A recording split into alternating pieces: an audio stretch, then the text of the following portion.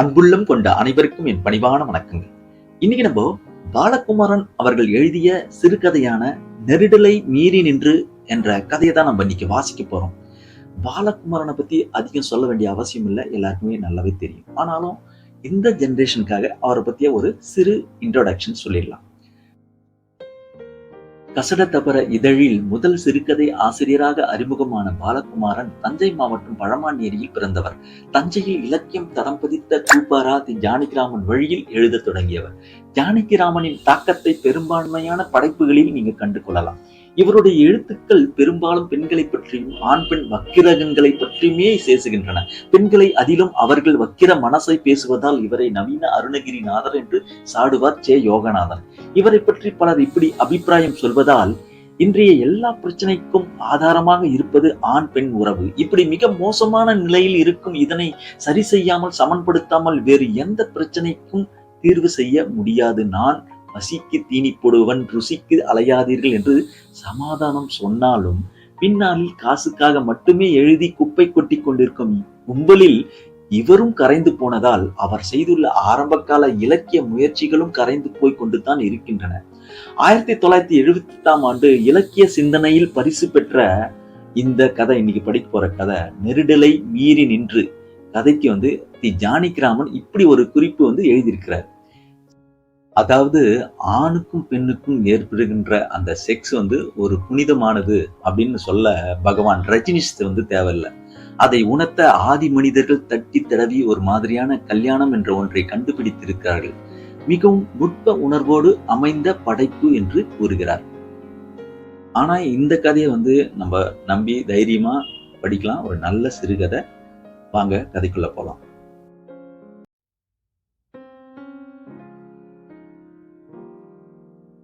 சந்தோஷமா இருக்கிறது, ரொம்ப சந்தோஷமா இருக்கிறது. 24 வயசில் இன்றுதான் ரொம்ப ரொம்ப சந்தோஷமாக இருக்கிறது. இன்னும் அந்த மோட்டார் பைக் சத்தம், தூக்கி தூக்கி போடுகின்ற அனுபவம், 60 மைல் வேகத்தில் புடவை தலைப்பை அடக்க முடியாமல், தலைமுடியை கோத முடியாமல், காலை மாற்றிக்கொள்ள முடியாமல், பிடித்த பிடியை விட முடியாமல், நெஞ்சு முழுக்க பயத்தோடும் ஆனந்தத்தோடும் சவாரி செய்தது இன்னும் உடம்பு முழுக்க பரவி கொண்டிருக்கிறது. லேசான பெட்ரோல் வாசனையும் சூடான என்ஜின் நெடியும் ஷேவிங் கிரீம் மாதிரி ஏதோ ஒரு சுகந்தமும் இன்னமும் மூக்கழுகே வட்டமிடுகின்றன.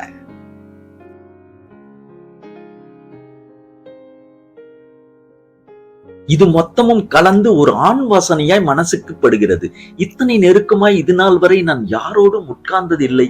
என் நினைவுக்கு தெரிந்து அருகே நின்றது கூட இல்லை. பேசினதும் இல்லை, பழகினது இல்லை, முகத்தை உன்னிப்பாய் கவனித்ததும் இல்லை. யாராவது என்னை பார்க்கிறார்கள் என்றால் சட்டென்று கண்களை தாழ்த்திக் கொள்கிற பழக்கம் எனக்கு 14 வருஷ பழக்கம். 10 வயசில் கன்னத்து பக்கம் ஒரு அரும்பு மாதிரி சிரித்த வெள்ளை தேமல் விரிந்து கொடியாகி கிளைத்து உடம்பு முழுக்க முகம் முழுக்க இலை இலையாய் வெள்ளை பூவாய் சிரிக்க ஆரம்பித்து என்னை சிரிக்க முடியாதபடி செய்துவிட்டது.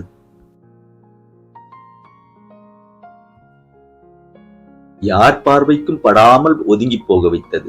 எத்தனையோ இரவுகள் என்னை தேம்பி தேம்பி அழ வைத்தது. அழுதது நான் மட்டுமில்ல, கூட சேர்ந்து கண் கலங்கி விரக்தியாய் மோட்டு வலையை பார்த்து கொண்டு உட்கார்ந்திருந்த எனது அப்பாவும் அம்மாவும். எனக்கு இப்படி நேர்ந்ததுக்கு பிறகு அம்மா பவுடர் பூசிக்கொள்வதை நிறுத்திவிட்டாள். பூ வைத்துக் கொள்வதை குறைத்து விட்டாள். புதுசை சலவைக்கு போட்டு பழசாக்கி கட்டி கொள்வாள். ஊரில் உள்ள அத்தனை கோவிலுக்கும் விளக்கு போடுவாள். அப்பா லூகோடர்மாவை பற்றி உலகத்தில் உள்ள அத்தனை புத்தகங்களையும் வாங்கி படித்தார். எத்தனை பிரிவு வைத்தியம் உண்டோ அத்தனை வைத்தியத்துக்கும் காசை இறைத்தார். இன்னொரு குழந்தை இப்போது வேண்டாம் என்று இருந்தவர் இப்படி ஒரு குழந்தைக்கு பிறகு வேண்டவே வேண்டாம் என்று அடங்கினார். என்னுடைய ஒரே பொழுதுபோக்கு புத்தகங்கள் தான். மனசுக்கு பிடித்த ஒரே விஷயம் உத்தியோகம். ஆரம்ப காலத்தில் அடைந்து கிடந்ததும் அழுது தவித்ததும் மெல்ல மெல்ல குறைந்து போயின. இந்த நோய் தீர்க்க முடியாதது என்று தெரிந்ததும் மனசின் வேதனைகள் மறைந்து போயின. வேதனை இருந்த நெஞ்சில் வெறுமே ஒரு பள்ளம் தான் இருந்தது. எங்கள் 3 பேருக்கும் இடையே எதுவும் பேச முடியாமல் போயிற்று. இப்போ இந்த 2 நாளாய் நான் சந்தோஷமா இருக்கேன். ரொம்ப ரொம்ப சந்தோஷமாக இருக்கிறேன்.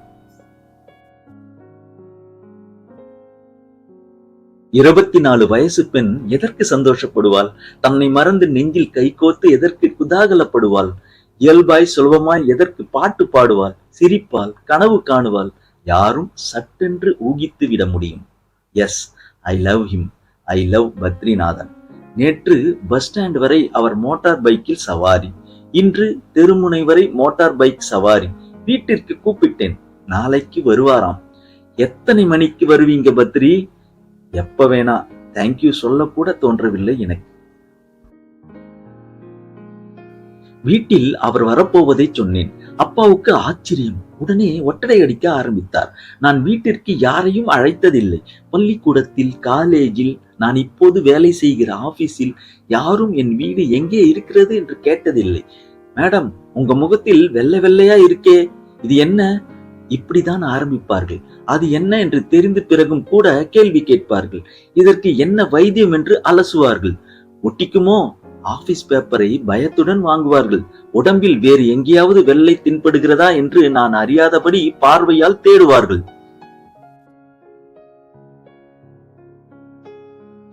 வலக்கண்ணத்திலும் இடக்கண்ணத்திலும் சொல்லி வைத்த அளவாய் வட்டமாய் 2 வெள்ளை திட்டுக்கள் மின்னுவதால் எனக்கு சங்கு சக்கரம் என்று பெயர் வைத்திருக்கிறார்கள்.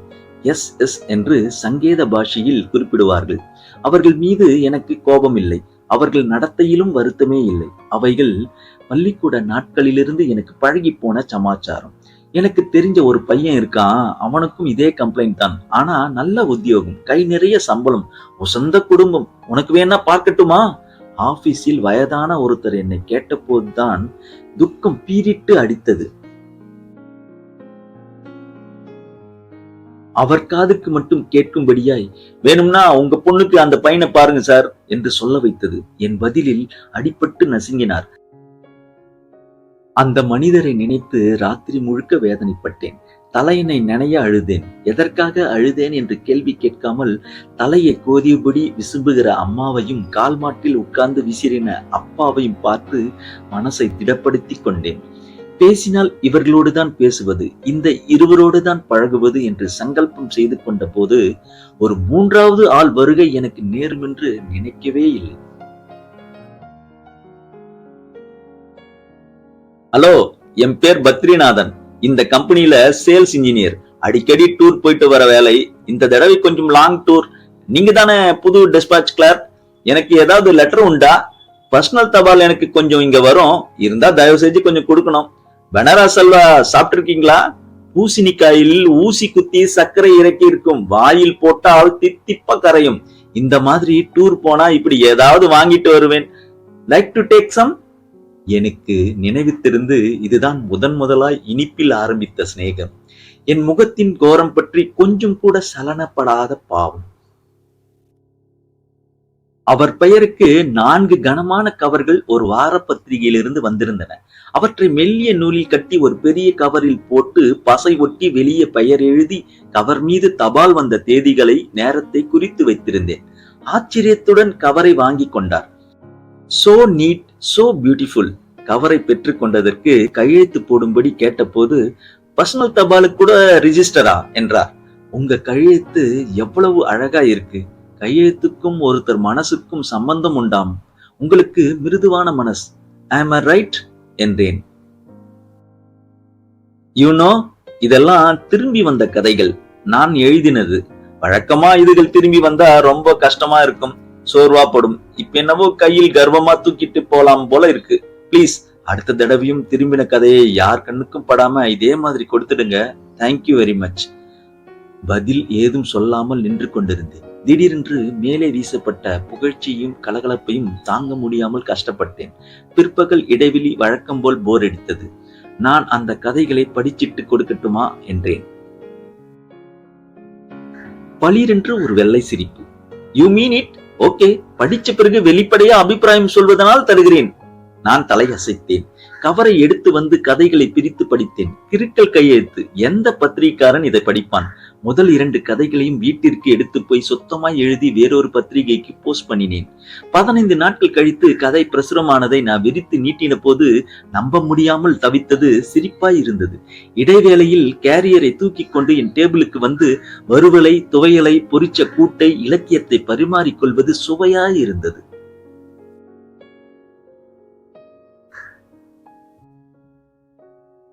மறந்து போய் கூட முகத்து தேம்பலை கேட்கவே இல்லை. எனக்கு ஒரே சந்தேகம். தேமலே எனக்கு இல்லையா என்று ஒரு க்ஷண சந்தேகம். இல்லாம எங்கே போகும்? ஒவ்வொரு நாள் காலையும் குளித்து தலை முடித்து கொள்கிற போது கண்ணாடியை பார்த்து சிரிக்கிற அந்த வெள்ளை தேம்பல் எனக்கே இதை தொட்டு பார்க்க பயமாய் இருக்கிறதே. உள் மனசில் என் கண்ணில் கொஞ்சம் கூட அருவருப்பு காட்டாமல் எப்படி உன்னால் இருக்க முடிகிறது பத்ரி? ஒருவேளை ஊர் முழுக்க சுற்றி விதவிதமான அழகை ரசித்து முதிர்ந்து போனாயோ? அழகில்லாத பெண்ணோடு பழகுவதை டெஸ்ட் டியூப் சோதனையாய் கொண்டிருக்கிறாயோ? இது ஒரு அனுபவம் என்று நினைக்கிறாயோ? என்னை பற்றி ஒரு கதை எழுதிவிட்டு அதற்கு காசு வாங்கி மறந்து போவாயோ? நான் உனக்கு டெஸ்ட் டியூபா, அமில கரைச்சலா, ஆராய்ச்சி பொருளா? இல்லை, நிஜமாகவே உனக்கு என்னை பிடித்திருக்கிறதா? என் பேச்சு உனக்கு ரசிக்கிறதா? இந்த லூக்கோடர்மா உனக்கு ஒரு விஷயமே இல்லையா? எங்க அம்மாவுக்கும் லூக்கோடர்மா இருந்தது, உன்னை பார்க்கிற போதெல்லாம் என் அம்மா ஞாபகம் வருகிறது. இப்படி ஏதாவது கயிறு திரிச்சு சாட்டையாக்கி கடைசியா என்னை விளாச போகிறாயா? சி, எனக்கு மட்டும் ஏன் இப்படி ஒரு அவலம் வாய்க்க வேண்டும்? வெந்தும் வேகாதமாய் ஒரு முகம் கிடைக்க வேண்டும். நான் கரிக்கட்டையா கிருஷ்ண நிறமாய் இருந்திருக்க கூடாதா? புருவத்துக்கு தீட்டின மையை எடுத்து கன்னத்து வெள்ளையில் தீட்டினேன். கொஞ்சம் வழித்து இடக்கண்ணத்தில் தேய்த்தேன். இன்னும் 2 விரல் எடுத்து முகவாயில், நெற்றி மேட்டில், கழுத்து வளைவில் முகமுழுக்க கருப்பாய் கரிக்கட்டைய கிருஷ்ண நிறமாய். அப்பா, இந்த கருப்பு நிறம் எத்தனை அழகு! இந்த லுக்கோடர்மா இல்லாத என் முகம் எத்தனை எடுப்பு! வாசல் பக்கம் நிழலாடிற்று. காலை 7 மணிக்கு யார் வரப்போகிறார்கள்? மே ஐ கம்மின்? இது பத்ரி. பளிரென்று ஒரு பயமும் சந்தோஷமும் வயிற்றில் வெடிக்க, எஸ் கம்மின். ஐயோ, மூஞ்சியெல்லாம் மை பொத்திக் கொண்டு அறைக்கு ஓடுகையில் எதிரே நின்று விடுகிறார். ஏ, என்ன இது கரிவேஷம்? நிமிர்ந்து அவர் கண்களை சந்திக்கையில் வெட்கமும் அவமானமும் விசும்பலுமாய் அவசரமாய் அழிக்க முற்படுகையில், நித்யா, உனக்கு என்ன பைத்தியமா என்கிறார். உன்னை கெட்டிக்காரின்னு நினைச்சேன். அசடே, கண்களை மூடிக்கொண்டால் இருட்டாகி விடுமா? கருப்பை தீத்தி கொண்டால் எல்லாம் போய்விடுமா? கண்ணாடி சொல்கிற அழகா முக்கியம்? வெறும் நிலை கண்ணாடி பெண்ணா நீ? நிஜத்தை மறுக்காதே நித்யா, பாவம், கோழைத்தனம். அழகு என்பது உருவமா, வெளித்தோலா? இல்லை நித்யா, அது மனசு கேட்காமல் உதவி பண்கிற உன் மனசு. பதில் நன்றிக்கு கட்டி காத்து கொண்டிருக்காமல் நகர்ந்து போகின்ற உன் குணம். சின்ன வேலையை கூட மாக்கோலம் போடுகிற அழகாய் செய்து முடிக்கிற பழக்கம். அழுவதை நிறுத்து நித்யா. இது வேணும், இது வேண்டாம்னு பிரித்து பிரித்து அடம் பிடிக்கிற மனசுதான் அழும். உன்னை புரிந்து கொள்.